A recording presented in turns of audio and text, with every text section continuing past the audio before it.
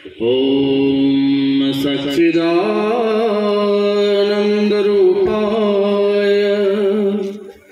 विश्वोत्पत्त्यादिहेतवे तापत्रयविनाशाय श्रीकृष्णाय वयं नमः। यं प्रव्रजन्तमनुपेतमपेतकृत्यं द्वैपायनो विरहकातरया जुहाव। पुत्रेति तन्मयतया तरवोऽभिनेदुस्तं सर्वभूतहृदयं मुनिमानतो अस्मि। ॐ जन्माद्यस्य यतोऽन्वयादितरतश्चार्थेष्वभिज्ञः तेने ब्रह्महृदाय आदिकवये मह्यन्ति यत्सूरयः तेजो वारिमृदं यथा विनिमयो यत्र त्रिसर्गं मृषा धम्ना श्वेन सदा निरस्तकुहकं सत्यं परं धीमहि। धर्मः प्रच्युतकैतवत्र परमो निर्मत्सराणं सतं वेद्यं वास्तवमत्र वस्तु शिवदं तापत्रयोन्मूलनम्। श्रीमद्भागवते महामुनिकृते किं वा परैरीश्वरः सद्यो हृद्यवरुध्यते यत्कृतिः शुश्रूषुभिस्तत्क्षणात्।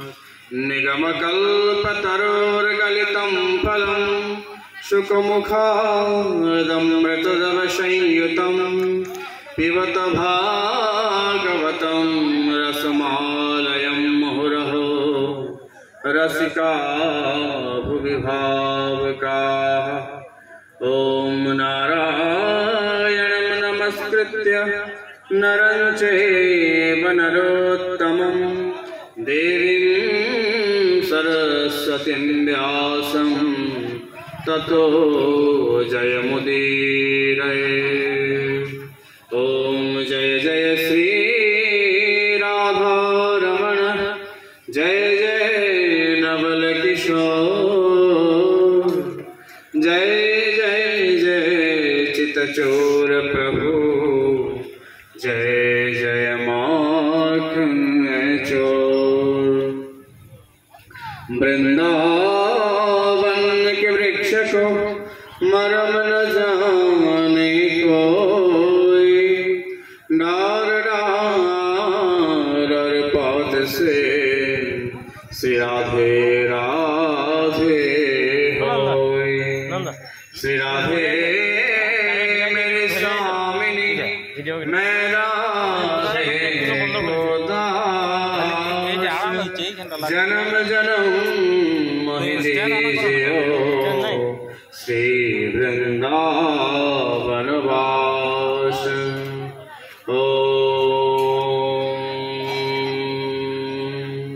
श्री गुरुभ्यो नमः। ओम सरस्वती नमः।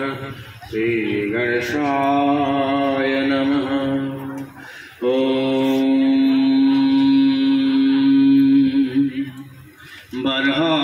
बर्हापीडं नटवरवपुः कर्णयोः कर्णिकारं बिभ्रदवाशः कनककपिशं वैजयन्तीं च मालां रम्भां वेणोरधरशुधया पूरयन् गोपवृन्दैर्वृन्दारण्यं सपदरमणं प्राविशद गीतकीर्तिः। भक्ति भक्त भगवंत गुरु चतुर नाम बपु एक, इनके पद वंदन के नासै विघ्न नयने।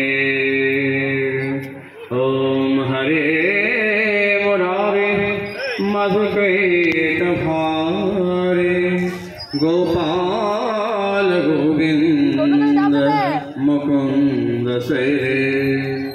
यज्ञेश नारायण कृष्ण विष्णु, निराश्रयो मां जगदीश रक्ष।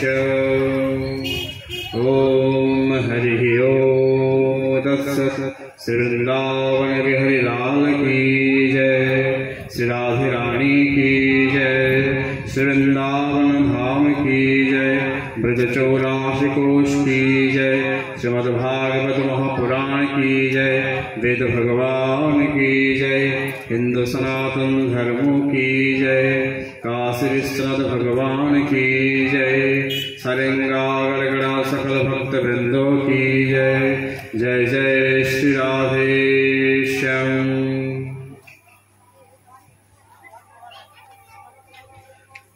श्रीमद्भागवत पुराण कथा श्रवणের পূর্বে ভগবানের নাম সংকীর্তনের মধ্য দিয়ে আমরা আমাদের মন বুদ্ধিকে একাগ্র করে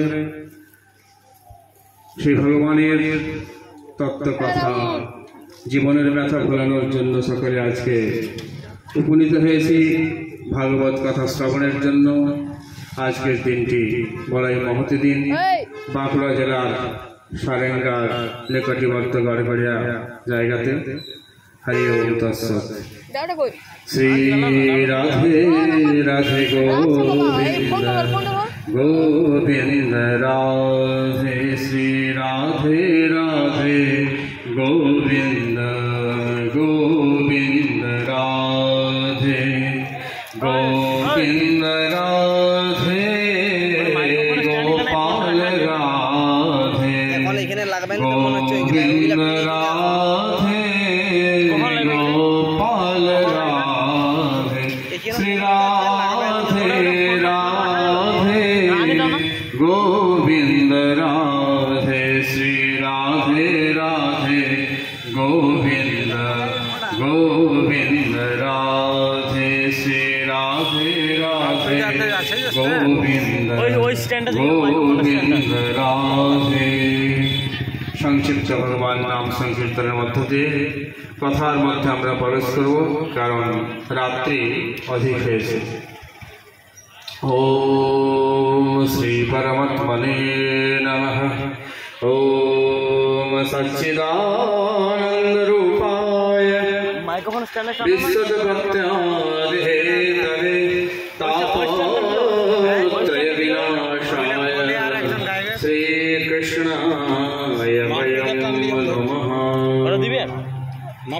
প্রথমেই প্রণামের মধ্য দিয়ে জানানো হচ্ছে সচ্চিদানন্দ রূপায় বিশ্বোৎপত্ত্যাদিহেতরে। সেই পরমাত্মা ভগবানের স্বরূপ কিরকম? আমাদের যেমন প্রত্যেকের একটা রূপ আছে আলাদা আলাদা, ভগবানের স্বরূপ কিরকম? তিনি সচ্চিদানন্দ রূপায়। তিনি রূপ কিরকম? তিনি সত্যস্বরূপ, চৈতন্য স্বরূপ, আনন্দ স্বরূপ। সচ্চিদানন্দ রূপায় বিশ্বোৎপত্ত্যাদিহেতরে। এই বিশ্বের উৎপত্তি, স্থিতি এবং সংহারের যিনি একমাত্র কর্তা, বিশ্বোৎপত্ত্যাদিহেতরে তাপত্রয় বিনাশায় শ্রীকৃষ্ণায় বয়ং নমঃ। দৈহিক, দৈবিক, ভৌতিক, এই যে ত্রিতাপ জ্বালা, আধ্যাত্মিক, আধিদৈবিক, আধিভৌতিক, এই তিনটে তাপে আমরা সকলে জ্বলে যাচ্ছি। সেই জ্বলার থেকে মুক্তির জন্য, সেই ব্যথার থেকে মুক্তির জন্য এই শ্রীমদ্ ভাগবত কথা, এই শ্রীমদ্ ভাগবতের মধ্যেই ভগবানের সমস্ত শক্তি নিহিত আছে। ভগবানের যেমন বিভিন্ন বিগ্রহ হয়, কাষ্ঠ নির্মিত মানে কাঠের, প্রস্তর নির্মিত পাথরের, মাটির, গোবরের, বিভিন্ন রকম সব পাওয়া যায়। যখন ভগবান দ্বাপর যুগে অন্তিম সময় নিজ সাধামে যাবেন, উদ্ধব যখন বলছেন আমিও থাকবো না, তখন উদ্ধবকে বললেন, হে উদ্ধব, এই শ্রীমদ্ ভাগবতের মধ্যে আমার সমস্ত শক্তিকে নিহিত করে আমি এর মধ্যে অবস্থান করে থাকব। এই শ্রীমদ্ ভাগবত মহাপুরাণ যে শ্রবণ করতে থাকবে, তার মধ্য দিয়ে আমি তার হৃদয়ে অনেক বুদ্ধিতে প্রবেশ করে যাব। সে ত্রিতাপ দেওয়া থেকে দূরীভূত হয়ে যাবে, ত্রিগুণাতীত হয়ে যাবে, হয়ে যে যেমন গঙ্গা যে সাগরের সাথে মিশে যায়, একীভূত হয়ে যায়, একাকার হয়ে যায়, সেই রকম আমার সাথে মিশে গিয়ে সেও ভক্ত তখন তদাকার হয়ে যাবে, ভগবান এবং ভক্তের মিলন হয়ে যায়। সেই জন্য এই ভাগবত মহিমা, ভাগবত কথা। তো আজ দিনটি বড়ই শুভ। বলছে বহু জন্ম জন্মান্তরে যখন পূর্ণপুঞ্জ একসাথে উদিত হয়, সকল গ্রহ নক্ষত্র সকলে যখন শুভ হয়, সকলে অনুকূল হয়ে যায়, তখন ভগবানের কৃপাতে তার এই গুণগাথা, গুণমহিমা, নাম মহিমা, এই ভাগবত কথা শ্রবণের আমাদের সৌভাগ্য হয়ে ওঠে। আজকে পিতৃপুরুষ, আমাদের পূর্বপুরুষ, ঋষি মুনি সকলে আমাদেরকে আশীর্বাদ করছেন যে আমরা সেই হিন্দু সনাতন ধর্মে জন্মগ্রহণ করে সেই বৈদিক পরম্পরার বেদ যে আমাদের ধর্মশাস্ত্র, তারই যে গলিত পাকা ফল, নিগম কল্পতরুর গলিতম ফলম সুখমুখাদমৃতদবশয়িতম পিবত ভাগবতম রসম আলয়ম মুহুরহ রসিকা ভুবি ভাবুকাঃ। হে রসিক ভাবুক ভক্তজন, অহরহ দিন রাত্রি সেই নিগমরূপী কল্পবৃক্ষ যে বেদ, তার যে পাকা ফল শ্রীমদ্ ভাগবত, সে এমনই ফল যার মধ্যে শুধু রস আর রস, কোনো ছাল নেই, কোনো বীজ নেই। সেই রকম ভগবানের কথা রস দিন রাত হে ভাবুক ভক্তজন পান করতে থাকো। এই অমৃত পান করতে থাকলে পরীক্ষিত যেমন তার 7 দিনের মধ্যে হবে বলে সাপ দিয়েছিলেন পরীক্ষিতকে ঋষি, তারপরেও তার মৃত্যুর সুধার হয়েছিল। সেই অমৃত পরমাত্মা ভগবানকে তিনি লাভ করেছিলেন 7 দিনের মধ্যে। আমাদেরও রবি, সোম, মঙ্গল, বুধ, বৃহস্পতি, এই 7 দিনের যে কোনো একদিন আমাদের মৃত্যু ঘটবে।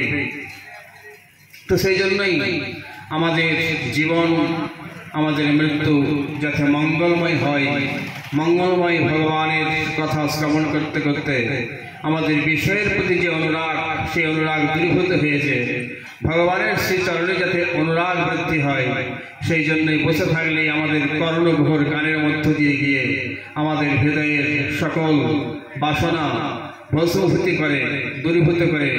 মা যেমন ছোট্ট সন্তানকে পরিষ্কার করে কোলে তুলে নেয়, সেরকম ভগবান তার কথার মধ্য দিয়ে আমাদের হৃদয়ের সমস্ত ব্যথা, বাসনা, যন্ত্রণা দূরীভূত করে, পরিষ্কার করে তিনি তার কোলে তুলে নেবেন। সে আসুন সকল ভাবুক ভক্তবৃন্দ সেই শ্রীমদ্ ভাগবত কথা শ্রবণ করুন, যার মধ্য দিয়ে আমাদের জীবনকে এই মন, বুদ্ধি সব কিছু ধন্য হতে পারে। ভাগবতের মহিমার মধ্য দিয়ে বলছেন যে তুঙ্গভদ্রা নদী একটি ছিল। সেই নদীর তটে আত্মদেব নামে এক ব্রাহ্মণ বাস করতেন। বড়ই বিদ্বান, বড়ই সুখী, ধনী, সব দিক থেকে সম্পন্ন, সুসম্পন্ন। কিন্তু তার কোনো সন্তান না থাকায় বড়ই তার জীবনের মধ্যে দুঃখ। কোনো গাছ লাগাচ্ছেন, কোনো বাড়িতে গাই ইত্যাদি রেখেছেন, কোনো কারো সন্তান হচ্ছে না, গাই বাঁধা। কোনো গাছ লাগিয়েছেন, গাছের মধ্যে ফল হচ্ছে না, নিজের কোনো সন্তান নেই। বিদ্যা, বুদ্ধি, অর্থ সব কিছু থাকা সত্ত্বেও সেই সন্তানহীনের যে কি দুঃখ, সেই যন্ত্রণাতে কাতর হয়ে সে আত্মদেব ব্রাহ্মণ তিনি তখন ঘর থেকে বেরিয়ে একদিন চিন্তা করলেন, এই জীবন আমি রেখে কি করব, আমি এই জীবন ত্যাগ করে দেব। দিয়ে চলে যাচ্ছেন তুঙ্গভদ্রা নদীর তীরে তীরে গিয়ে এক জায়গায় গিয়ে বসেছেন, মাথায় হাত দিয়ে। হঠাৎ এক সাধু সন্তের সাথে দেখা। মনের বিষণ্ণতা অবস্থা, বিষাদগ্রস্ত মন। সেই দেখে সেই সাধু বাবা, সেই সন্ত মহাত্মা জিজ্ঞাসা করছেন, হে ভক্তরাজ, তোমার কি হয়েছে? হো ব্রাহ্মণ, তুমি এত চিন্তাতুর কেন, কি কারণ? বলছে, হে মহাত্মাজি, হে সাধু বাবা, আমার কোনো কিছু অভাব ভগবান দেননি, ধনে ধানে সব কিছু সুন্দর, আমার বাড়ি সবই কিছু আছে, কিন্তু আমার কোনো সন্তান নেই। অনেক কিছু করলাম কিন্তু কোনো সন্তান হলো না, সেই জন্যই আমি ভাবলাম এই জীবন আর রাখবো না, এই জীবন ত্যাগ করে দেবো, এখানেই আমি আত্মহত্যা করব। এই ভাবনা যখন বলছেন তখন সেই মহাত্মা সাধুজি তাকে বুঝাচ্ছেন, বলে কেন তোমার পুত্র কিসের জন্য দরকার? বলছে পুত্র না হলে আমার সেই পুত নামক নরক থেকে উদ্ধার করার জন্য যে পুত্র শ্রাদ্ধ করে, সেই শ্রাদ্ধ কে করবে, আমার উদ্ধার কি করে হবে? তখন সেই মহাজ্ঞানী সন্ত মহাত্মা উনি বোঝাচ্ছেন, বলে আরে ও ব্রাহ্মণ দেবতা, শুধু শ্রাদ্ধ করলে তোমার উদ্ধার হবে না, তোমার উদ্ধারের জন্য তোমাকে নিজেকে কিছু সৎকর্ম করতে হবে, তার দ্বারাই তুমি উদ্ধার হবে।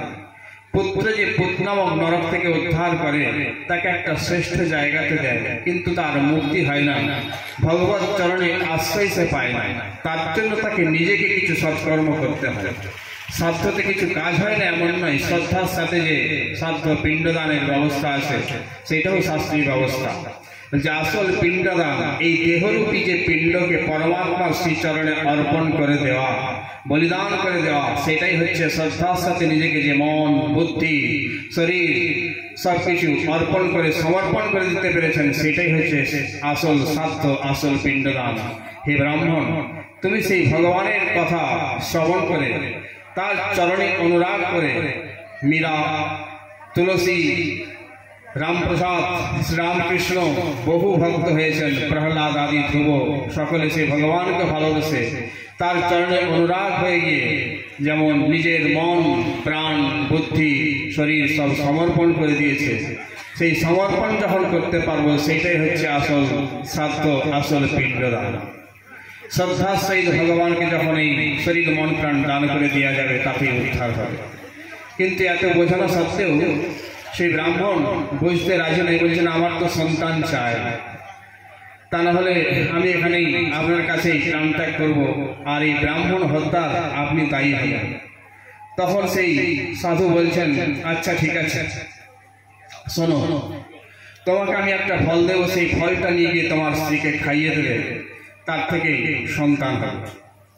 তো তখন সেই আত্মহত্যার থেকে প্রাণ ত্যাগ থেকে বিরত হলেন ব্রাহ্মণ, বড়ই খুশি হলেন, প্রণাম করে সেই সাধু মহারাজের কাছ থেকে সেই দিব্য ফলটি নিয়ে সানন্দে বাড়ির দিকে প্রস্থান করলেন।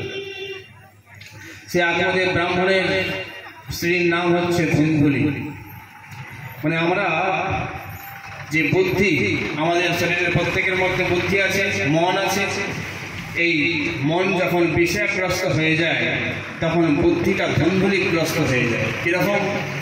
যখন ভোল্টেজ কম থাকে আলোর প্রকাশটা যেমন ভালো দেখা যায় না, আলোটা জলে ওঠে কোনো কিছুটা ভালো দেখা যায় না, তো আমাদের সেই বুদ্ধিটা ধুন্ধুলি অবস্থা হয়ে যায়। আর আত্মদেব মানে আমরা প্রত্যেকেই যে মানুষটা মাত্রই আত্মদেব। সে আত্মদেব ব্রাহ্মণ কোথায় বাস করছেন? তুঙ্গভদ্রা নদীর তটে। ভদ্রা মানে সংস্কৃত হচ্ছে কল্যাণ, যার দ্বারা অধিক বেশি কল্যাণ হয়। এই মনুষ্য শরীর যার দ্বারা সব থেকে বেশি কল্যাণ হওয়া সম্ভব।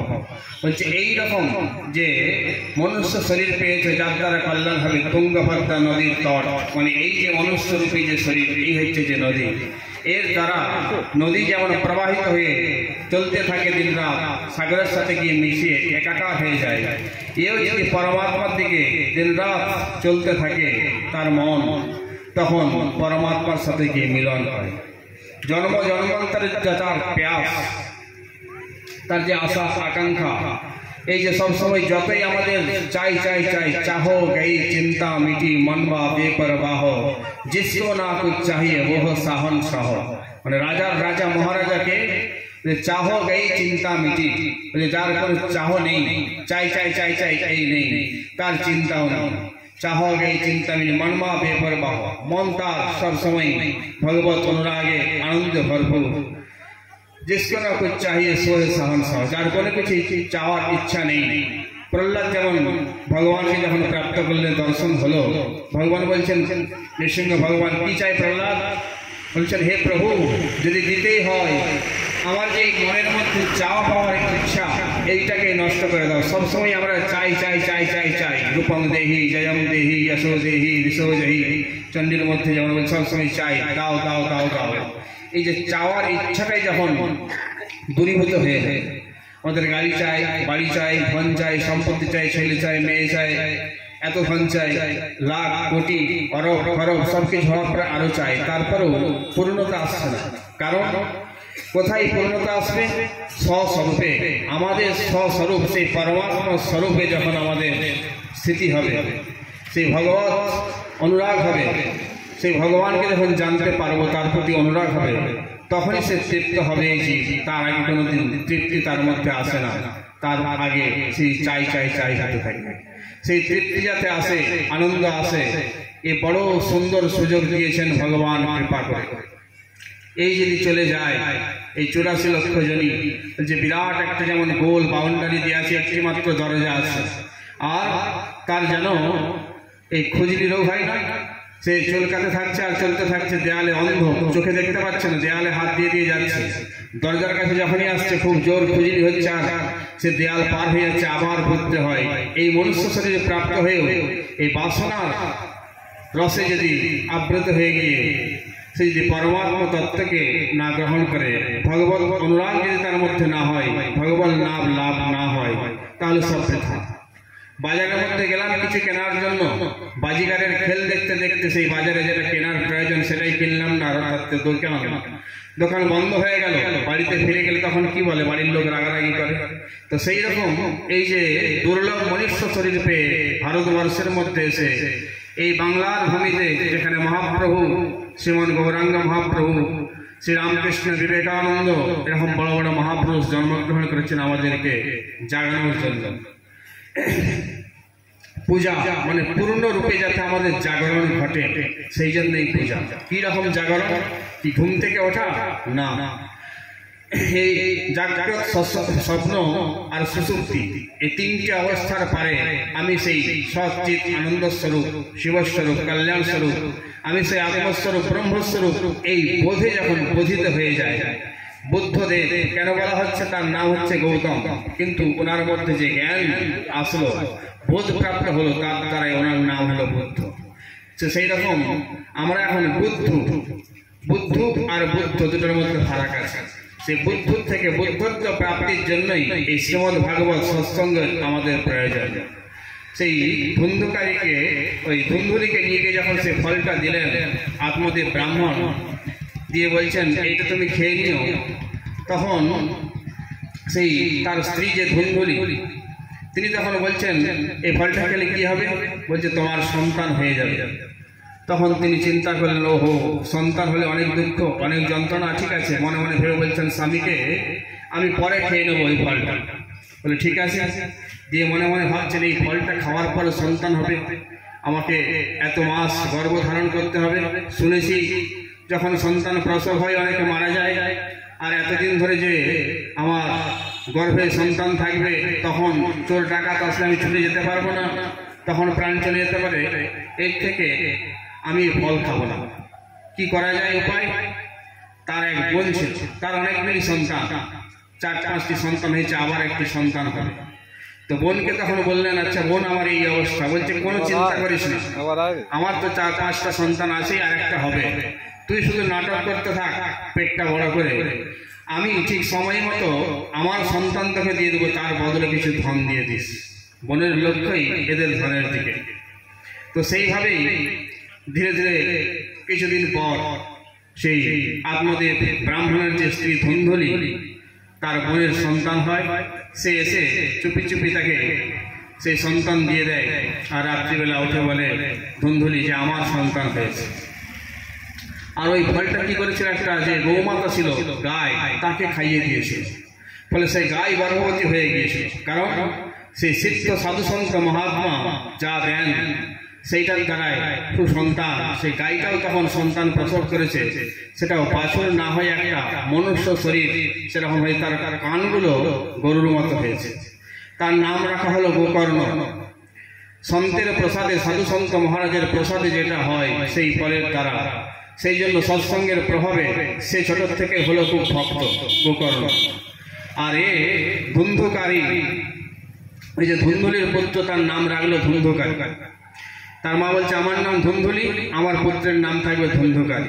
কারণ তার যে বোন, তার গর্ভে যখন সন্তান ছিল, সে ঘরের মধ্যে প্রতিদিন অশান্তি, বিভিন্ন রকম গালি গালাজ, তার স্বামী চুরি ডাকাতি বিভিন্ন রকম এইসবের মধ্যে অপকর্মের মধ্যে লিপ্ত থাকতো। সেই সবের জন্য সেই গর্ভে থাকা অবস্থায় তখন তার মা যেরকম চিন্তন করবে সেইগুলো সন্তানের উপর সেই প্রভাব পড়ে। সেই জন্য সেই যে সন্তানটা ধুন্ধুলির বোন দিয়েছিল, সে ছোট থেকেই যত রকমের তার মধ্যে দুর্গুণ ভরে উঠল।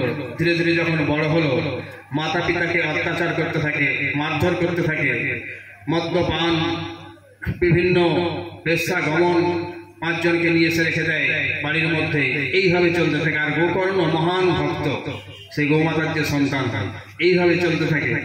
তখন গোকর্ণ সেই গৌমাতার যে সন্তান, সে তখন ওই আত্মত ব্রাহ্মণ পিতার সমান, তাকে বলছেন পিতাজি আপনি এখন এই সংসার ত্যাগ করে এই মনুষ্য শরীর দুর্লভ, কোনো গঙ্গার ধারে গিয়ে ভগবানের ভজন করে এই শরীর প্রাণ ত্যাগ করে দেন।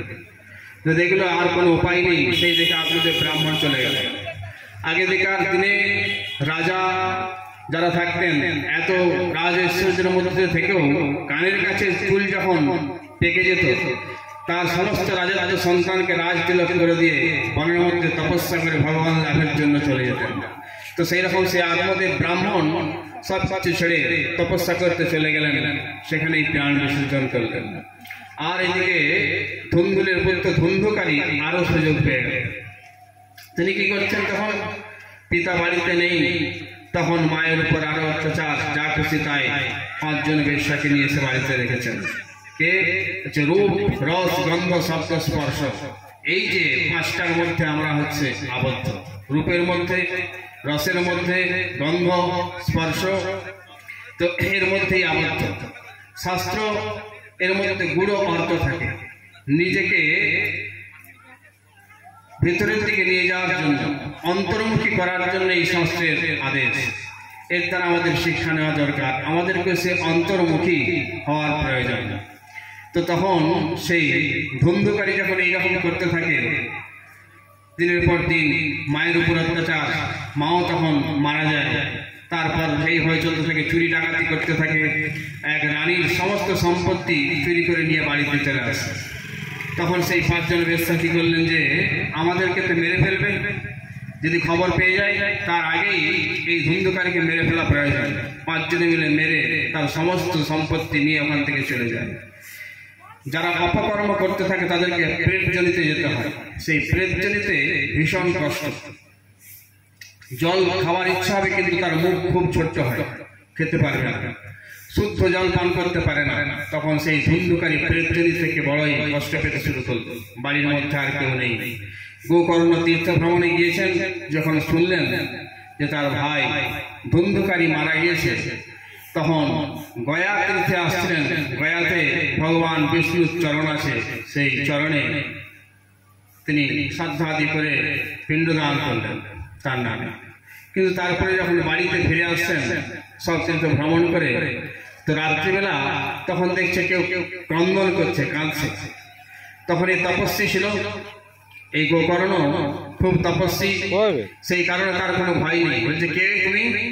বলছে ভাই আমি হচ্ছে ধুন্ধুকারী, আমি জীবনে এমন কোনো কর্ম করিনি হাত দিয়ে, যে কোনো সৎকর্ম কোনোদিন করিনি, দান ধ্যান ভগবানের জন্য কোনোদিন কোনো কিছু সৎকর্ম করিনি, কানে কোনোদিন হরিকথা শ্রবণ করিনি, এই পা দিয়ে কোনোদিন তীর্থ ভ্রমণ করিনি, কোনো মানুষের উপকার করিনি। সেজন্য আমাকে প্রেতজনিতে যেতে হয়েছে, আর ভয়ানক কষ্টতে আমি আসি, এর জন্য উদ্ধারের ব্যবস্থা কর। তো তখন গোকর্ণ বলছেন যে আমি তো গয়াতে গিয়ে পিণ্ডদান করলাম, তো তারপরেও তোর উদ্ধার হলো না। বলে আমি এতই পাপ করেছি, মহাপাপ, আমার গয়ার পিণ্ডদানে উদ্ধার হয়নি, কি করবো বল। তো তখন সে গোকর্ণ সূর্যদেবের আরাধনা করতে শুরু করলেন। সূর্যদেব প্রসন্ন হয়ে তখন বললেন কি চাও? তখন গোকর্ণ বলছেন আমার ভাই এরকম প্রেতজনিতে বড়ই কষ্ট পাচ্ছে, তার কি করে উদ্ধার হবে? হে সূর্য নারায়ণ প্রত্যক্ষ দেবতা, হে ভগবান, আপনি কৃপা করে বলুন। গয়াতে পিণ্ডদান করার পরেও এর উদ্ধার হয়নি, এইরকম পাপী কিসে উদ্ধার হবে? তখন সূর্য নারায়ণ ভগবান বললেন, এই শ্রীমদ্ ভাগবত কথা তাকে শ্রবণ করা, এর সব থেকে বড় মহিমা। যত মহাপাপী হোক, যা তাপী হোক, সে উদ্ধার হয়ে যায়। এই জন্য যে মহাপ্রভু শ্রীগণ গৌরাঙ্গ মহাপ্রভু নাম শুনেছেন, পুরো আমাদের বাংলা ভারতবর্ষে নাম প্রচার করেছেন, উনি প্রতিদিন এই শ্রীমদ্ ভাগবত শ্রবণ করতে থাকতেন, শোনাতে থাকতেন, এবং শুনতে শুনতে ভাব বিভোর হয়ে যেতেন, নিজের মধ্যে নিজে থাকতেন না, বেহুশ অবস্থা, অষ্টসাত্ত্বিক ভাব জেগে উঠত শ্রবণ করতে করতে। এই ভাগবতের বড় মহিমা। তো তখন যখন সূর্যনারায়ণ ভগবান আদেশ দিলেন যে শ্রীমদ্ ভাগবত কথা 7 দিন ধরে এই ধুন্ধুকারীকে শোনাও, তার থেকে ওর প্রেতজনিত থেকে মুক্ত হবে, তখন সে ধুন্ধুকারী বিদ্বান ছিলেন, উনি তখন বাড়ির মধ্যে শ্রীমদ্ ভাগবতের কথা শোনানোর জন্য ব্যবস্থা করলেন। একটি কাঁচা বাঁশ, 7টা গাঁট সেই রকম রেখে দেওয়া হয়, কেন প্রেত যে কোনো জায়গায় বসতে পারবে না, সেই বাঁশের মধ্যে ধুন্ধুকারী বসে। তো বসে তার মধ্যে থেকে শ্রবণ করতে থাকতে, 7 দিন যখন পরপর শ্রবণ করতে থাকলে প্রতিদিন এক একটা গাঁট ফাটতে থাকবে। তো আমাদের মধ্যেও পুরো গাঁটেই ভর্তি জীবনটা, লোভ, মোহ, মদ, মাৎসর্য, এই যে ষড়রূপের দংশন, এর মধ্য দিয়ে আমরা জড়িত তাপিত হতে থাকছি। এই ভাগবত শ্রবণ করতে করতে প্রত্যেকটা গাঁট খুলতে থাকবে, আর প্রেতের মতো যে আমাদের দশা হয়ে গিয়েছে, সবকিছু থাকা সত্ত্বেও চাই চাই চাই, আর জ্বালা যন্ত্রণা তার থেকে দূরীভূত হয়ে যাবে। তখন 7 দিনে যখন কথা পূর্ণ হয়ে গেল, ভগবানের সেই লোক থেকে দিব্য পুষ্পরস নিয়ে ভগবানের পার্শ্বদরা যখন আসলেন, সেই ধুন্ধুকারী তার পেট জনিত থেকে মুক্ত হয়ে দিব্য শরীর প্রাপ্ত হয়ে সেই পুষ্প রথে করে নিয়ে যাচ্ছেন। তখন সকলেই বিস্মিত, আরো যারা শ্রোতা ছিলেন তারা বলছেন, আমাদের মুক্তি হলো না, ওর কি করে হয়ে গেল? বলছে, ও হচ্ছে একাগ্র মনে শুনেছে, সেই জন্য ওর একদম মুক্তি হয়ে গেছে 7 দিন শোনার জন্য। তো সেই পেট জনিত থেকে ধুন্ধুকারী 7 দিন শ্রীমদ্ ভাগবত কথা শ্রবণের জন্য তার থেকে মুক্ত হয়ে গেল। তো আমাদের ওই মন ধুন্ধুকারীর মতো অবস্থা, যা কিছু পায়, যেমন মাছি আর মৌমাছি, মৌমাছি কি করে মধু ছাড়া খায় না, আর মাছি মিষ্টি জিনিসে খায়, ঘা পচা যা কিছু সেই খেতে থাকে। তো আমাদের মন বিষয়ের দিকেও যাচ্ছে, ভগবানের দিকেও কখনো যাচ্ছে। তো সেইটাকে এই সৎসঙ্গে ভাগবত কথা শ্রবণ করতে করতে এর থেকে বিবেকরূপী ফল পাওয়া যায়। সেই সাধু সন্ত যেমন তাকে ফল দিয়েছিলেন, এর ফল কি? এই ভাগবত কথা শ্রবণের, সৎসঙ্গ শ্রবণের ফল হচ্ছে বিবেক, মানে কোনটা কর্তব্য কোনটা অকর্তব্য, সেই বিবেক আমাদের মধ্যে জাগ্রত হবে। বলছে, বিবেক ছাড়া এই সংসাররূপী ঘোর নিধি থেকে পার হওয়া সম্ভব নয়। বিনু সৎসঙ্গ বিবেক না হই, বিনু বিবেক এই সংসার ঘোর নিধি পার না পাবে কই। তুলসীদাসজি বলছেন, এই সংসাররূপী বিরাট সাগর থেকে পার হওয়ার জন্য বিবেকরূপী নৌকার প্রয়োজন, বিবেকরূপী ফলের প্রয়োজন। এই ভাগবত শ্রবণ করতে করতে আমাদের বিবেকরূপী ফল আমরা প্রাপ্ত হব। সেই বিবেকরূপী নৌকার দ্বারা এই সংসাররূপী সাগর থেকে অতি সহজেই আমরা পার হয়ে যেতে পারব। এই সুন্দর শ্রীমদ্ ভাগবতের অনন্ত মহিমা, যে শেষনাগ এই পৃথিবী ধারণ করে আছেন, সহস্র হাজার মুখও এর বর্ণনা করতে পারে না। তো ভগবানের সমস্ত শক্তির মধ্যে দিয়ে নিহিত হয়ে আছে। কারণ ভগবানকে দর্শন করেছিলেন দুর্যোধন, ভগবানকে দর্শন, রামচন্দ্রকে দর্শন করেছিলেন রাবণ। বলছে, ভগবানকে দর্শন করেও তাদের মনের বিকার দূরীভূত হয় না, তাদের উদ্ধার হয়নি। কিন্তু ভগবানের কথা, তার নামের এমন মহিমা, তার দ্বারা যে কেউ তাদের উদ্ধার হয়ে যায়। যে ভগবানের থেকেও সাধু সন্তরা বলে থাকেন যে ভগবানের দর্শনের থেকেও বেশি ফল হচ্ছে এই শ্রীমদ্ ভগবানের কথা, এই শ্রীমদ্ ভাগবতে।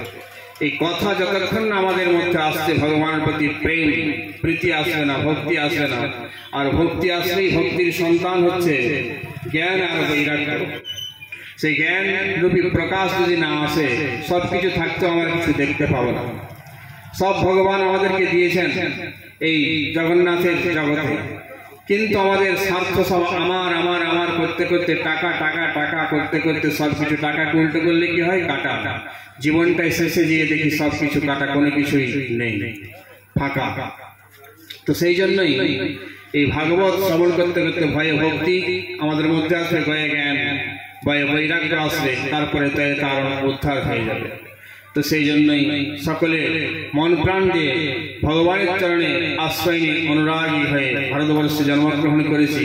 আমরা ঋষিপুত্র প্রতিদিন সকাল সন্ধ্যা সূর্য নারায়ণ দর্শন করব, প্রণাম করব, এই তুলসী বৃন্দা মাতাকে প্রণাম করব, পরিক্রমা করব, গৌ মাতার মধ্যে সর্বদেব দেবীর নিবাস তার সেবা করব। কারণ যিনি স্বয়ং ভগবান শ্রীকৃষ্ণ, উনি নিজে পায়ের মধ্যে কোনো রকম জুতা আদি না পরে খালি পায়ে পুরো বৃন্দাবনের যত দ্বাদশ বন আছে সেই বনের মধ্যে গোচারণ করতেন, গৌমাতার সেবা নিজে করেছেন। কারণ দেখিয়েছেন যে আমি ভগবান হয়েও সেই গৌমাতার সেবা করছি। তোমরা এই জীব যদি উদ্ধার পেতে চাও, জীবনের কল্যাণ পেতে চাও, শ্রদ্ধার সাথে গৌমাতার সেবা করো, তুলসীর সেবা করো, মাতা পিতার সেবা করো, গুরুর সেবা করো, আর শ্রীমদ ভাগবতাদি যেসব গ্রন্থ আছে শ্রবণ পঠন করতে থাকো, তোমাদের জীবনটা মধুময় অমৃতময় হয়ে যাবে। আর তা না হলে কোনো জায়গা পড়ে থেকে থেকে সেই দশা যেমন হয়ে যায়, বিভিন্ন আগাছাতে ভরে যায়, আমাদের জীবনটা সেই আগাছাতে ভরে উঠবে। সেই জন্য এই সৎসঙ্গের প্রয়োজন, ভাগবত কথার প্রয়োজন। আমরা তো সনাতন ধর্মী, বিধর্মীর মধ্যেও কিছু ভক্ত হয়েছেন মুসলিমদের। কালে খাঁ একজন উকিল ছিলেন। তো উনি যখন ওকালতি করার জন্য একদিন যাচ্ছেন, যেতে যেতে দেখছেন যে কিছু ব্রাহ্মণ সুন্দর পোশাক পরে, ধুতি পরে, চন্দন আদি লেপন করে, গায়ের আমাবলি দিয়ে কোথাও যাচ্ছেন। তো তাদেরকে কালে খাঁ জিজ্ঞাসা করছেন, কোথায় যাবেন আপনারা? তখন সেই কালে খাঁ, যিনি মুসলমান, তাকে বলছেন যে আমরা আমাদের মদন মোহনের মন্দির যাচ্ছি। তো তখন বলছে, তোমাদের মদন মোহনের মন্দির যাচ্ছে, ওখানে কি আছে? বলে, আমাদের মদন মোহন ওখানে আছেন। বলে, আমাদের আল্লাহর তো যে দরবার মসজিদ, সেখানে তো কোনো রূপ নেই। বলে, আমাদের রূপ আছে। রূপের মধ্য দিয়ে আমরা যে সেই অরূপে প্রবেশ করি। যেমন বাচ্চাকে শেখানো হয় প্রথম মন বসানা, অ আ পড়ালে অয় অজগর, আয় আম পড়ানো হয়, সহজে তার মন বসে যায়। আমাদের সেই সাকারের মধ্য দিয়ে নিরাকারে প্রবেশ করে তদাকারে কালিত হয়ে যায়। তখন সেই কালে খাঁকে তার নিয়ে গিয়ে দেখানোর ইচ্ছা হলো, ব্রাহ্মণদের কালে খাওয়ার ইচ্ছা হলো যে মন্দিরের ভিতরে যাব। তখন বললেন যে আপনি তো মুসলমান, ভিতরে যাওয়া সম্ভব হবে না, দূর থেকে দেখুন। তো দূর থেকে দেখে সেই যে বালক রূপ ভগবানের, শ্রীহরির মনমোহনের রূপ থেকে আকৃষ্ট করে নিল সেই কালে খাঁ মন প্রাণ।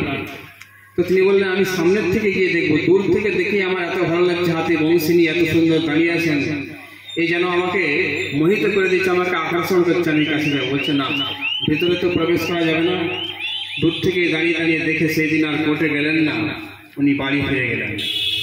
যে চিন্তা করছেন তাই তো, এই যে হিন্দুদের ঠাকুর কি বলছে, মদন মোহন না মদন গগন কি যাই হোক এরকম নাম, তো বড়ই সুন্দর। আমি আমাদের তো আল্লাহকে কোনোদিন দেখিনি, যিনি আমাকে আল্লাহতে ভরে দেন। কিন্তু আজকে দেখলাম এই কত অল্প বয়স শিশুর মতো হাতে বাঁশি নিয়ে দাঁড়িয়ে আছে, সুন্দর মুস্কান, সবকিছু মধুরাতি মধুর। আমি দূর থেকে দেখে এত ভালো লাগছে, খুব কাছে গিয়ে যদি একটু দেখতে পারতাম, জীবনকে ধন্য করতাম।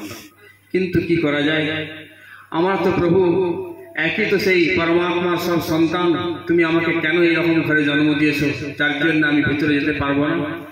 বড়ই নিজেকে ব্যথিত চিত্তে ভগবানকে, শ্রীহরিকে বলছেন, মদন মোহনকে আর কষ্ট পাচ্ছেন, দিয়ে ধীরে ধীরে বিচার করলেন। উকিল ছিলেন, যাক এরা যখন ভিতরে যেতে দেবে না, কিন্তু আমার প্রেম আমাকে সামনে গিয়ে দর্শন করতেই, ভিতরে আমার প্রেম দেখেছে, কাছে গিয়ে দেখবো কি করা যায়। তখন দেখলেন ওরা সব যে ব্রাহ্মণরা ছিলেন ধুতি পরে যাচ্ছিলেন। আমাদের কি করতে হবে তাহলে, গিয়ে দোকান থেকে ধুতি কিনলেন, পাঞ্জাবি কিনলেন, রামাবলী কিনেছেন।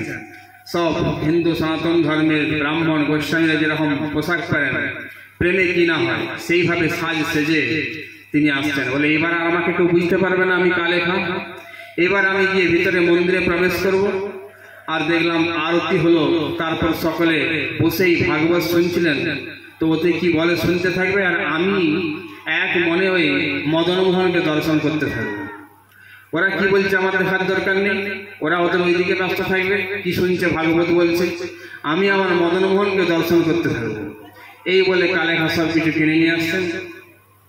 ব্যাগের মধ্যে নিয়ে বাড়ির থেকে বেরিয়ে কিছুটা দূরে গিয়ে সব কিছু পোশাক পরে নিয়ে মাথায় পাগড়ি বেঁধে নিয়েছে, আর সুন্দর করে গায়ে সব কিছু ঢেকে নিয়ে ধুতি পরে তিলক লাগিয়ে মন্দিরে গিয়ে বসেছে। কি শান্তি, কি তৃপ্তি, যেন কত জন্ম জন্মান্তরের প্যাস, তার আনন্দের সীমানায় কালেখা। যে কত দিনের আমার প্যাস ছিল, জন্ম জন্মান্তরে যাকে দেখার ইচ্ছা ছিল, আজকে আমার ধন্য হয়ে গেলাম। সেই জন্য কীর্তনের মধ্যে বলছেন, আমি কি রূপ হেরিনু মধুর মূরতি প্রীতি রসের সার। আমি কি রূপ হেরিনু মধুর মূরতি প্রীতি রসের সার। ও গো তো আমি দেখে এলাম, তো আমি দেখে এলাম যমুনায় জল আনতে গিয়ে, তো আমি দেখে এলাম প্রীতি রসের সার। আমার হেনালয় মনে ভুবনে, হেনালয় মনে সখী হে সখী আমার, হেনালয় মনে ভুবনে তুলনা নাহি কোথাও, নাই তুলনা আমার মোহন রূপের, নাই তুলনা। রূপ যে দেখেছে সেই মজেছে, মোহন রূপের নাই তুলনা। ওই রূপ যে দেখেছে সেই মজেছে, সেই মোহন রূপের তুলনা নেই এই তিন ভুবনে। বড় বিনোদিয়া চূড়ার টালনি, কপালে চন্দন বড় বিনোদিয়া চূড়ার টালনি, কপালে চন্দন চূড়া বেঁধেছে শ্যামনগর আমার, চূড়া বেঁধেছে। যখন ভগবান শ্রীকৃষ্ণ গোপাল যখন খুব শৈশব অবস্থা, ছোট্ট বালক অবস্থা, বালগোপাল, তখন গোচারণ করতে যাচ্ছে দেখে মাকে বলছেন, মাইয়া মাইয়া হে যশোদা মা, আমিও গোচারণ করতে যাব বলদাও ভাইয়ার সাথে। আরে লালা তুই তো এখন ছোট, তুই কি করে যাবি? কিন্তু যখন খুব বায়না ধরেছে বাচ্চা যাবে বালক রূপে ভগবান, তখন দাও ভাইয়া সে বলরামজি বললেন, আচ্ছা মা তাহলে এক কাজ করো, এই ছোট ছোট যে বাছুর আছে বাছুরগুলো নিয়ে আমার সাথে যা। তো খুব খুশি হলেন ভগবান, সুন্দর করে শৃঙ্গার করে দিয়েছেন ভগবানের মা যশোদা, সুন্দর করে তিলক তিলক লাগিয়ে কোমর বেঁধে দিয়ে বাঁশুরি টাট্টু দিয়ে ছড়ি দিয়ে সাজিয়ে দিয়েছেন।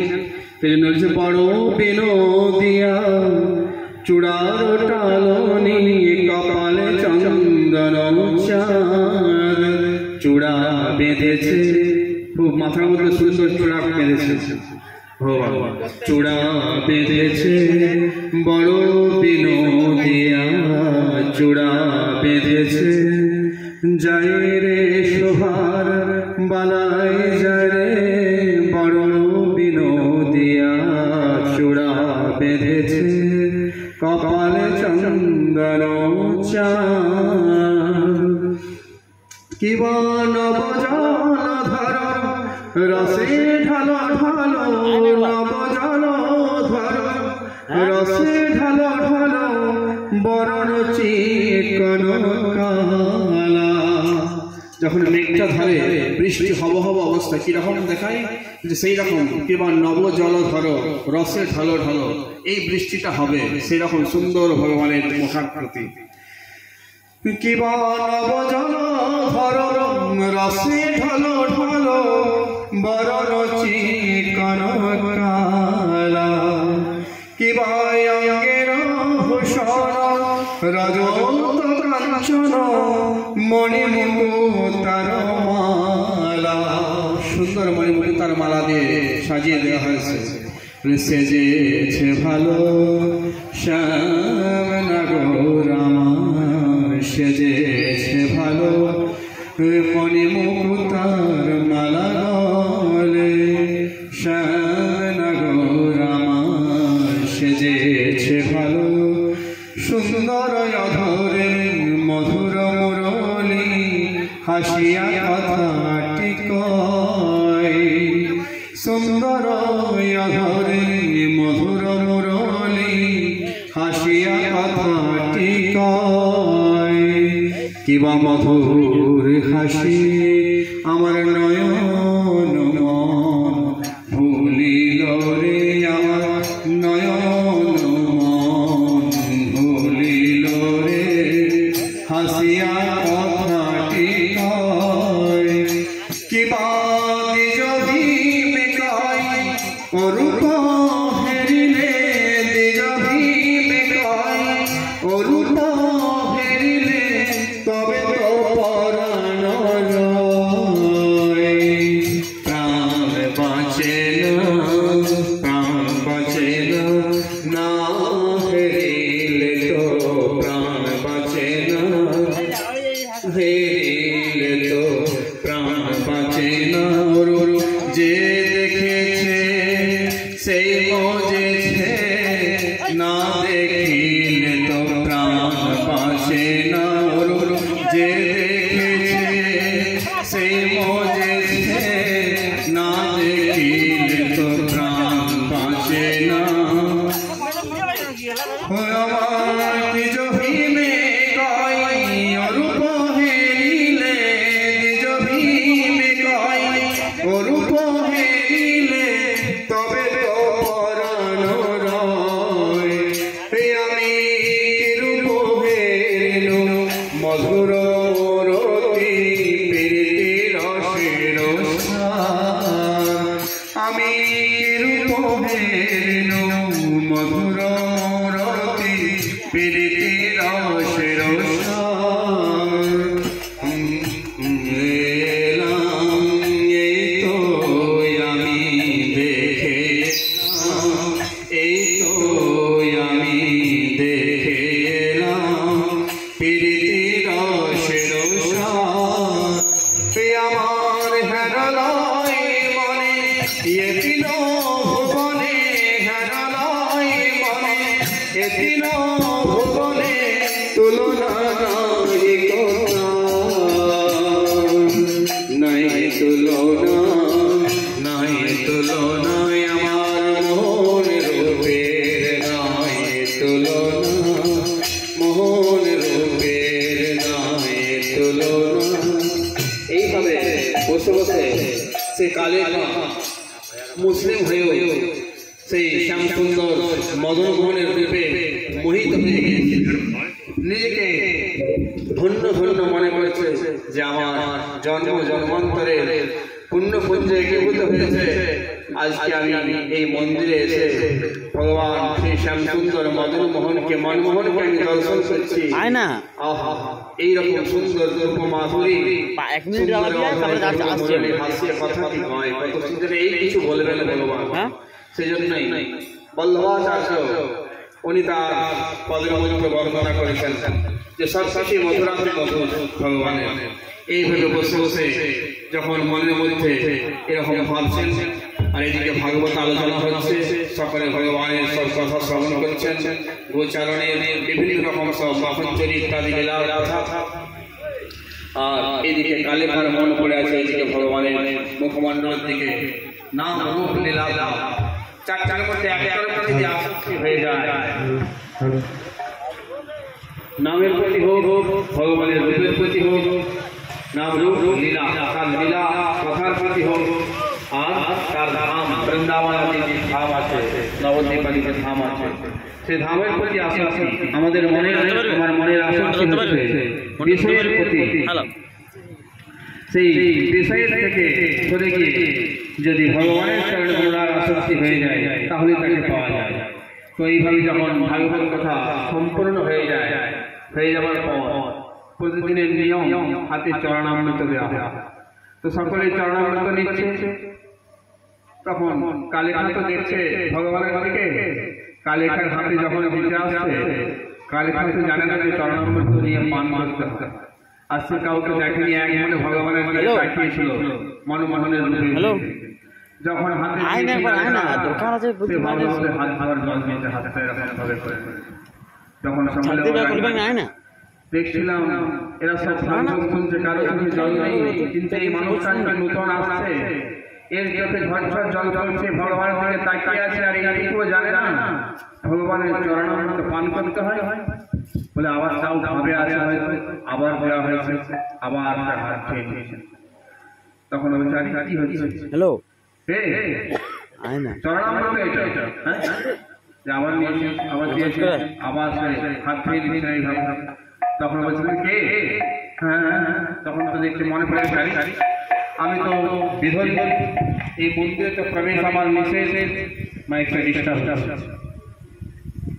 সেই মন্দিরে তো প্রবেশ আমার নিষেধ। তো তখন মনে মনে করে চিন্তা করে কি করি এখন, আমাকে না ধরে ফেলে, বুঝে না আমি যে পাগড়ি লাগিয়ে গেছি, পুরো ধুতি পরে আছি, আমাকে যদি ঠেলাঠেলি করে, টানাটানি করে, এই পাগড়ি খুলে গেলেই তো মুখ দেখে বুঝে যাবে আমি একজন উকিল কালেখা চিনে ফেলেছে, তাহলে অসুবিধা আছে। কালকাল তাড়াতাড়ি করে উঠে চলে যাওয়ার জন্য উনি প্রস্তুত হয়েছে, আর এসে হাতে ধরে চলে যাচ্ছে, কে তুমি? দেখি দাঁড়া, যেই ধরে টানাটানি করেছেন আর মাথা এই পাগড়ি খুলে গেছে কালেখা। তখন সকলে দেখে দু চারটা ভিতরে আরে আরে আরে ওই দিন আমরা আসছিলাম কালেখা মুসলিম, এ এসে আমাদের তখন জিজ্ঞাসা করছিল কোথায় যাচ্ছ, কি ব্যাপার, সব তখন জানিয়েছিলাম আমাদের মদন মোহনের মন্দিরে যাচ্ছি ইত্যাদি ইত্যাদি সব শুনে সেই দিন দূর থেকে দর্শন করেছিল। আর আজকে মন্দিরের ভিতরে প্রবেশ করেছে এইরকম বেশভূষা লাগে, আরে আমাদের মন্দির অপবিত্র করে দিয়েছে, একে মারো। বলতে বলতেই সকলে মারধর করে ঠেলাঠেলি করে তাকে বাইরে বের করে দিয়েছে। কিন্তু যে বের করে দিয়েছে তারপরেও কালেখার লগন লেগে গিয়েছে শ্যামসুন্দর প্রতি। কিন্তু সেই যখন লগন যার লেগে গিয়েছে সে আর কি এই জগতে থাকে? যখন তিনি ত্রিভঙ্গ মুরারি টেড়া হয়ে দাঁড়িয়ে আছে, মাছের কাঁটা দেখেছেন, মাছের ইয়েতে যদি একবার ঢুকে যায় আর বেরোয় না, একদিকে এরকম এইরকম বাঁকা, আর ভগবান তিনটে দিক থেকে বাঁকা। ভগবান বলছেন আমি সহজে কারো হৃদয়ে প্রবেশ করি না, ঢুকি না, কিন্তু যদি ঢুকে যায় আর সে বের করতে চাইলেও আমি আর বেরোই না। তো খুব সহজ ব্যাপার, কোন রকম যদি আমাদের হৃদয়ে প্রবেশ করে যায়। একবার গোপীরা ধ্যান করছেন বসে আছে যমুনার ধারে, নারদ এসে জিজ্ঞাসা করছেন কি করছো? বলে আমরা একটু শ্যামসুন্দরকে বাইরে বের করার চেষ্টা করছি। কেন? বলে যখন যেদিকে তাকায় কাজ করি তা করি সব কিছু সেই দিকে দেখো কিন্তু শ্যামময়, সব কৃষ্ণই কৃষ্ণ, সেই জন্য কিছুক্ষণ যদি বের করতে পারি, বলে সে যেখানে একবার ঢুকে যায় আর বের করা কারো বাবার সাধ্য নেই।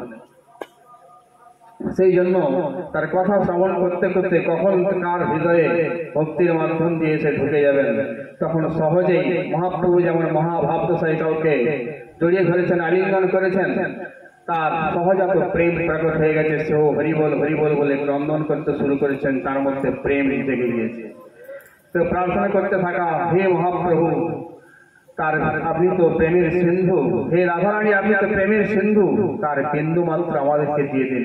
একটা ধূলিকণা যেমন এতটুকু, এক ফোঁটা জল দিলে সেটা যেমন ডুবে যায়, আমরা সাধারণ জীব, সেই মহাপ্রভু শ্রী রাধারানীর প্রেমের বিন্দু যদি আমাদের মধ্যে এতটুকু আমরা পেয়ে যাই, সেই ধূলিকণা যেমন এক ফোঁটা জলে ডুবে যায়, আমরাও তেমন ভগবানের প্রেমে ডুবে যাব।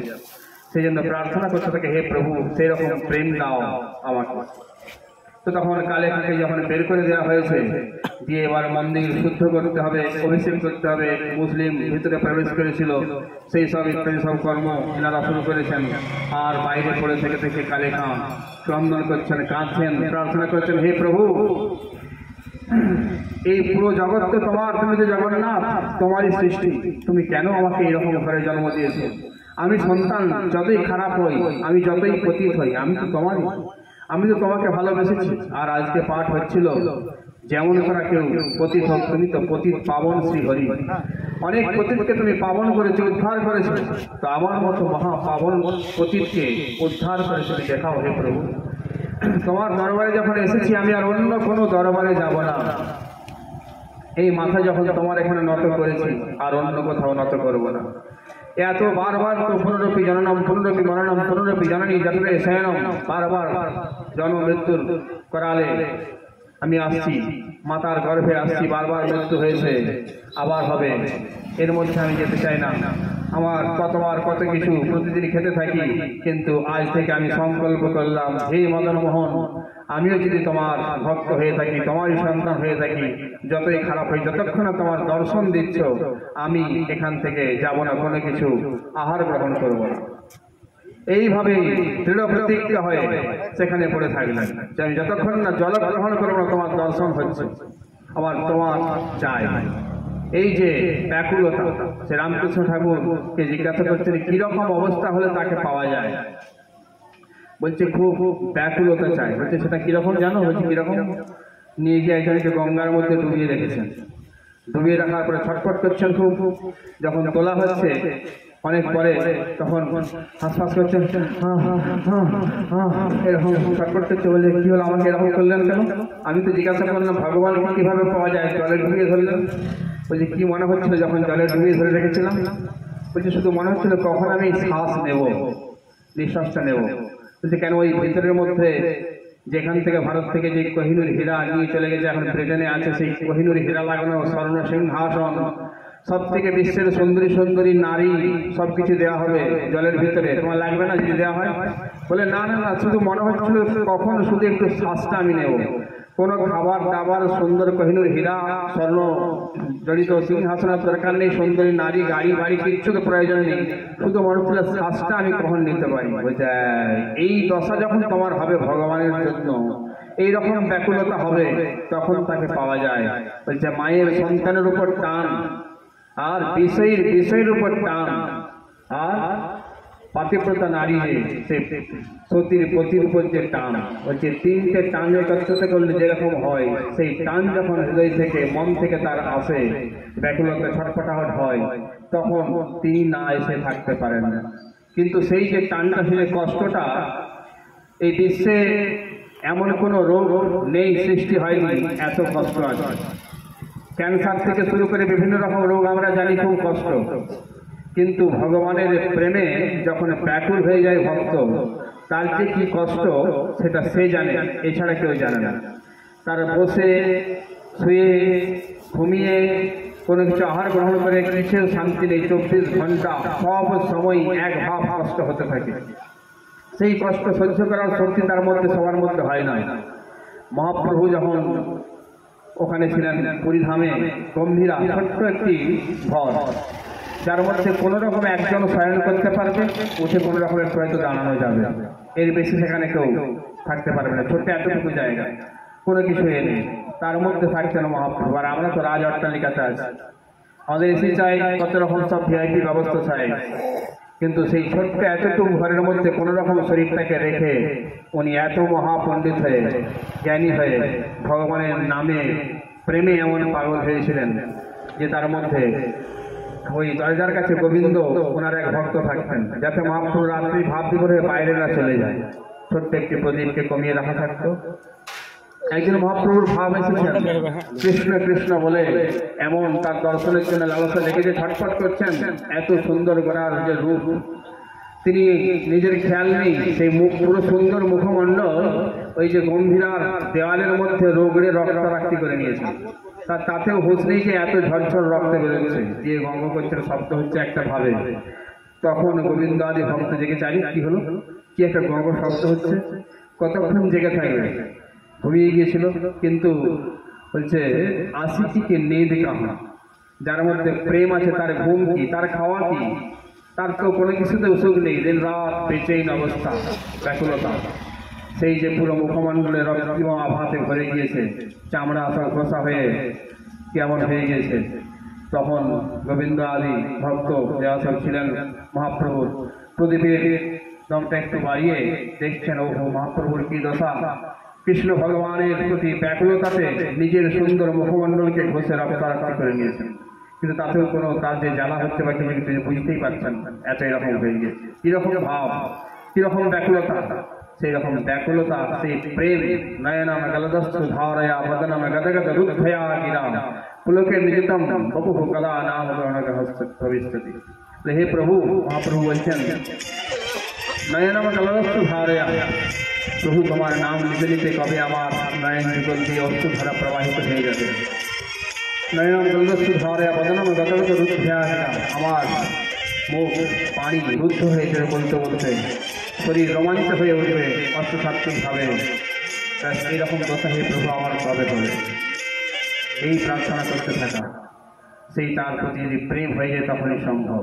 তো কালীখাও সেখানে বসে বসে মন্দিরের বাইরে এরকম তার এই যে এক চোখে দেখতে থাকতে থাকতে চোখের পলক পড়ে এইভাবে মদন মোহনকে দিদার করতে করতে, দর্শন করতে করতে তার হৃদয়ের মধ্যে প্রেম জাগৃত হয়েছে আর দৃঢ় সংকল্প হয়েছে ডুবর চাই, জীবন তো একদিন যাবে, কতবার মরেছি, আবার না হয় মরণ হবে, কিন্তু আজকে তোমার দর্শন ছাড়া আমি আজকে কোনো কিছু আহার গ্রহণ করব না।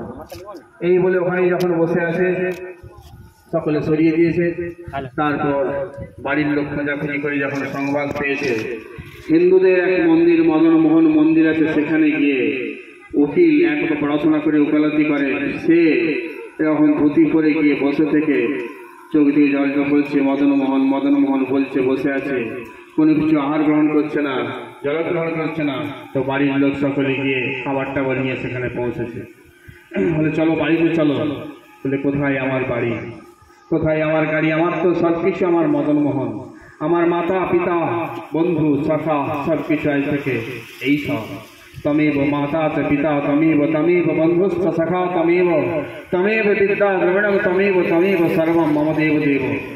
তখন তার স্ত্রী বলছে আমি তোমার স্ত্রী, এই যে তোমার পুত্র। বলে সব কত জন্মে কতবার কে কার পুত্র হয়েছে, কত জন্মে আমি কার পিতা হয়েছি, কোনো ঠিক নেই, সব নাটক অভিনয়।